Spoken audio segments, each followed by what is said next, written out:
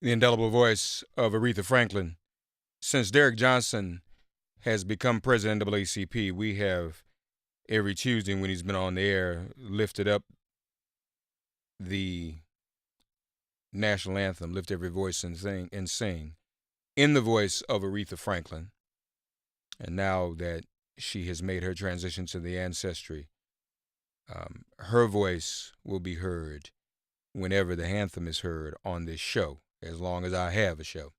God bless Aretha Franklin. Derrick Johnson, the president of NAACP, joins us now. Derrick and I actually were together at the celebration of life of Aretha Franklin on Friday, and what an incredible experience it was. Derrick, God bless you. Good morning, man. How are you? Good morning, Mark. How are you this morning? I'm good, brother. I'm good. Quite an experience we had together on Friday. Quite a moving and uplifting and emotional experience. And as I'm sure Aretha would have us, we are ready to continue to fight, aren't we? Absolutely. You know, there's only one person who could have pulled together a room like that room. That was Aretha Franklin.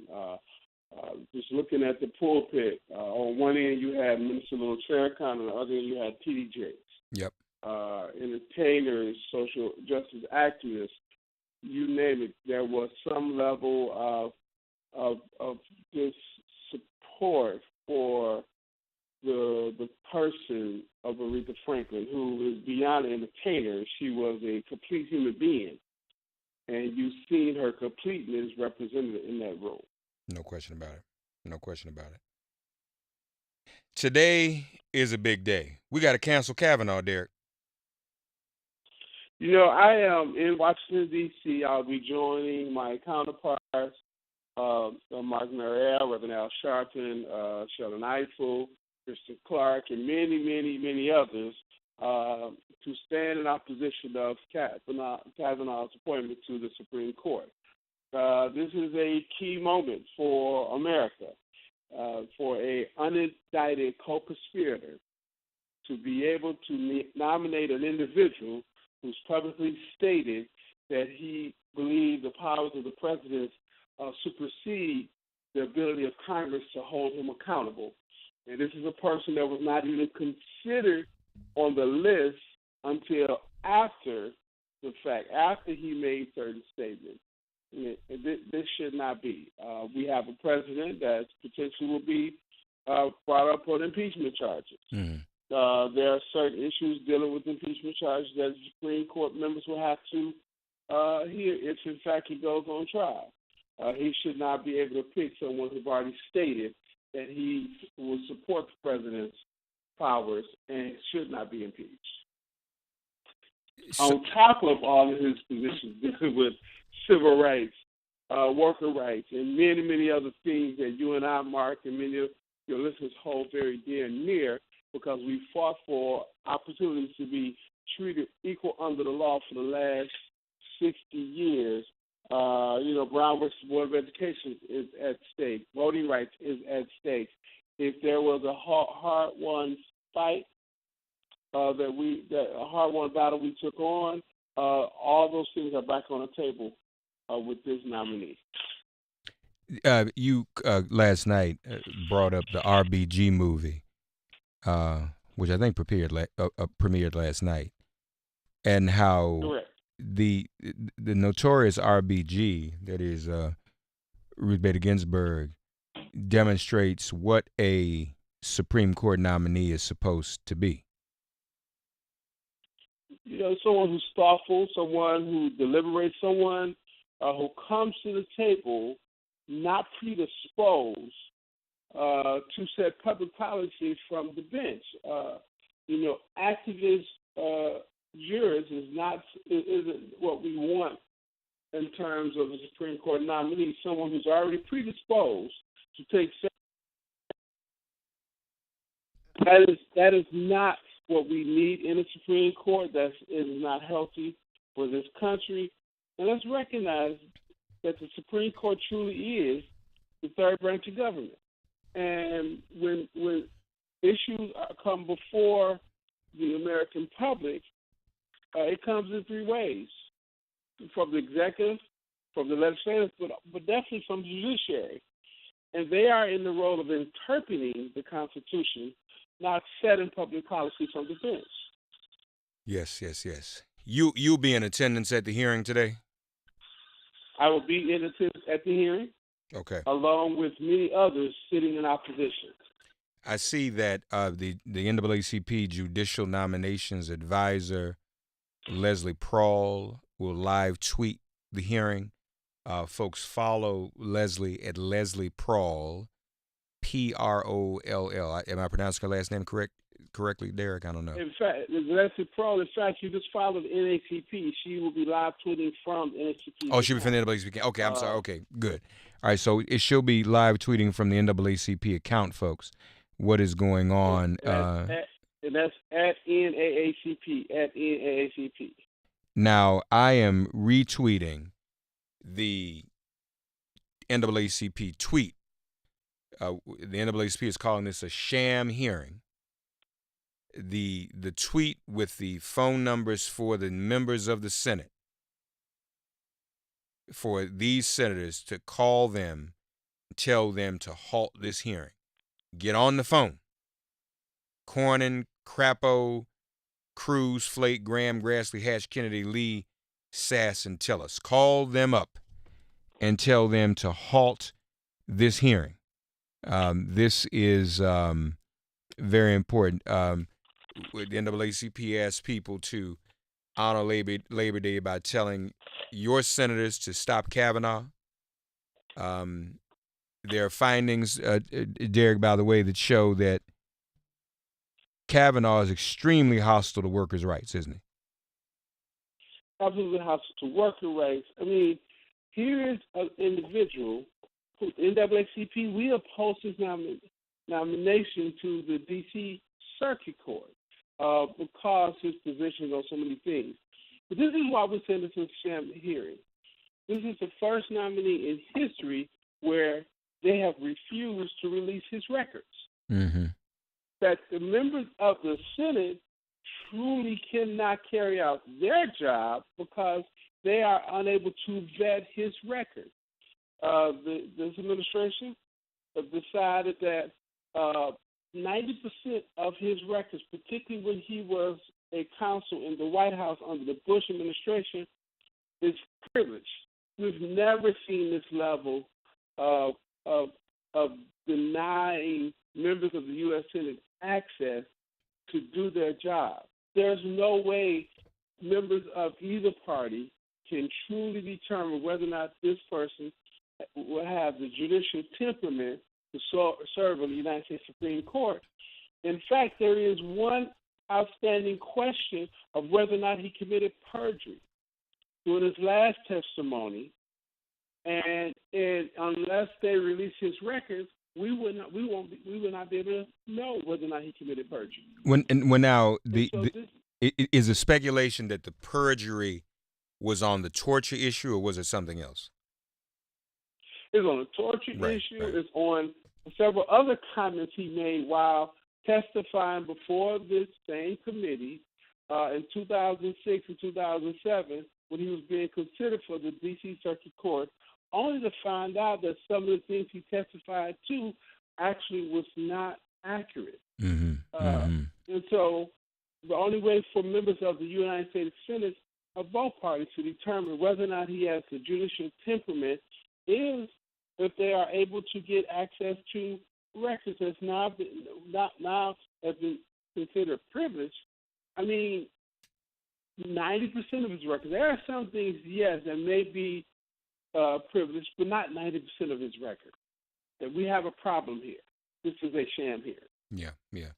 Folks, there is a lengthy document, and I'll retweet the link showing all of the issues with Kavanaugh and why we ought to be concerned, from housing to workers' rights to his hostility toward affirmative action. He wants to restrict political participation to the wealthy and powerful. Voting rights are on the table. He's upheld voter ID laws.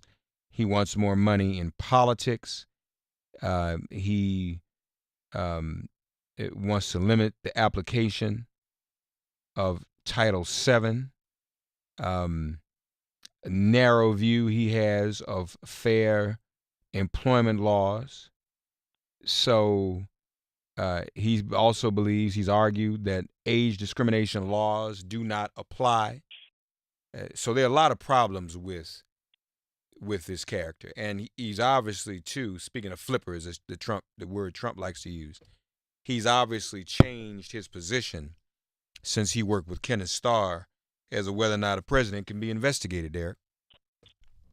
Yeah, 10 pages of documented concerns we have. That's 10 pages. That's only from the records we know. He was a part of the Starr Independent Counsel investigation against Clinton. He felt Clinton should be impeached. He completely changed his position now that Trump is in office. That's not the proper judicial temperament. We need an individual that's predisposed based on partisan and political views of determine how the law should be applied.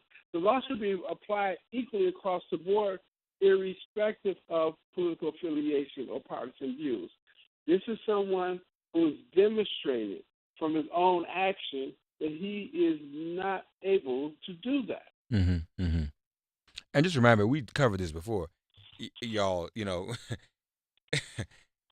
Even in a case like SeaWorld, where a trainer was killed by a whale, he refused to acknowledge the rights of that worker and other workers in those situations. It's all just one that has a job get killed by a whale. That just happens. No. This is a very callous individual, and one very hostile to workers' rights, human rights, and civil rights, Derrick. And the most frustrating thing I'm seeing is even our Senate Democratic friends are unable to take some bold, courageous steps to oppose this nominee. We need boldness at this period of time. We need Republicans to stand up and recognize that this is not about party. This is about our nation's future. We need Democrats to stand up and recognize there is a need for bold steps in this time. The goal of the president is to leave a legacy. That legacy oftentimes is through judicial appointments. Do we want the legacy of this president to forever stain this democracy over the next 20, 30 years with 2 Supreme Court appointments, even though he is currently an unindicted co-conspirator and colluding with a foreign nation to subvert this democracy? We should say no. There is no room for negotiating in this space. Yeah. Folks, I've retweeted the NAACP's report on Kavanaugh's civil rights record. This is also a lesson in civics for all of us as well, Derrick, because I don't think a lot of people realize heretofore just how important the Supreme Court is. We talk about voting for president and what have you, and we want everybody to vote in November. But if people didn't get it in 2016, they ought to get it now. Just how important the power of the president is to appoint Supreme Court justices, because these are tenures, these are terms, these are seats that outlive presidents. It's a lifetime appointment. Lifetime appointments. You can have someone to sit on a Supreme Court for the next 30, 40 years, depending on their lifespan. And as a result of that, the biases, the myopic views of life, all of those things will be sitting there for the next 30, 40 years, and there is nothing you can do about it because there's no election. Once they are appointed and put in position, they're there. Yeah. You're absolutely right. Folks, also take the pledge to vote. Text NAACP to 40649, as we always say. Please, ma'am, please, sir. But also, we've tweeted. Go to our Twitter, make it plain. And you can also look at this stream later, also at Make It Plain, Twitter, Facebook, and YouTube. Tell your friends. Make those calls today. I know people are going to be demonstrating in the streets. The NAACP will be in the hearing. They'll be live tweeting. Derrick, we've stopped Supreme Court justices in our lifetime. Well, in mine, maybe not yours. Maybe not yours. You're younger than me. But we stopped Bork. We stopped Bork. We borked Bork. So maybe we can stop this. You mentioned our Democratic colleagues. I hope that they will stand up and show backbone. Frankly, Derrick, I am kind of in favor of breaking a quorum. So that at least if we lose, we'll show some backbone and stand up. He'll only be confirmed with 50 or 51 votes. And I think that would be damning. I tell anybody, when we fight, we win. When we give up the fight, that's when we lose. When we stop fighting, that's when we lose. But the fact that we are able to fight and we have the courage to fight and the resolve to fight, that's winning. Yeah. And so for us, we have no permanent friends, no permanent enemies on this question of Supreme Court nominees. It goes to cross-party affiliation. These are fundamental questions for the African-American community, whether or not you have someone with the judicial temperament to serve on the highest court on the land in a lifetime appointment to make decisions around to interpret the Constitution as it relates to worker rights, voting rights, education, all matters that affect us every day. And what's truly at stake is the question of citizenship, whether or not corporations will have supreme rights over individuals, or whether or not individual citizenship will be able to have supreme rights over corporate interests. That's right. Really what's at stake. Yeah, you're right. We have to be careful when we enter in these conversations to understand that there are no permanent enemies, there are no permanent friends. There's a permanent interest to make sure that as African Americans, as Americans, we're not put in a position where we are second-class citizens to anyone, whether it's nation states or corporations. That's right. That's right. Derrick Johnson at NAACP. Follow the Twitter account at NAACP, folks, so you can get live reports. I know many people at work during the day. Some of you it's easier for you to check your phone and look at Twitter on your phone than it is to watch the television. But this affects you. It could affect you on your job in the future if you have a Supreme Court justice like Kavanaugh who's not in favor of workers' rights. So follow on Twitter today at NAACP. Derrick, thank you as always, my brother. And thank you. Glad we shared that experience together on Friday. Long live the Queen. It's an experience I don't think we'll ever forget. Look, all 10 hours of it. Indeed. Thank you, brother. Text me today if anything jumps off. Will do. All right, doctor. Take care now. All right, 866-99-SIRIUS. Ladies first. Jenny's in Baltimore. Jenny, God bless you. Good morning. Get woke and vote. Get ready for impeachment. Cancel Kavanaugh. Yeah, well, the thing about Kavanaugh is that this whole thing is a moot point. We have a sitting president who has been named as a co-conspirator by his personal attorney, okay? And also you have a very suspicious retirement of Kennedy. There is no reason why that judge retired except that his son worked for Deutsche Bank, which gave Trump $1 billion when nobody else would give him money. Right. I want to know what the connection is between Kennedy's retirement and You just said Trump's. You just said what the connection is. What else do you need to know? I want a full-blown investigation into what looks like a very bad conspiracy before there are any hearings. There should not be any hearings today. There should be no hearings. This is not a legitimate president. Mm-hmm. Period. Full stop. He's not legit. In fact, Gorsuch should be impeached or removed because he had no right to name him or anybody else to the Supreme Court. I agree.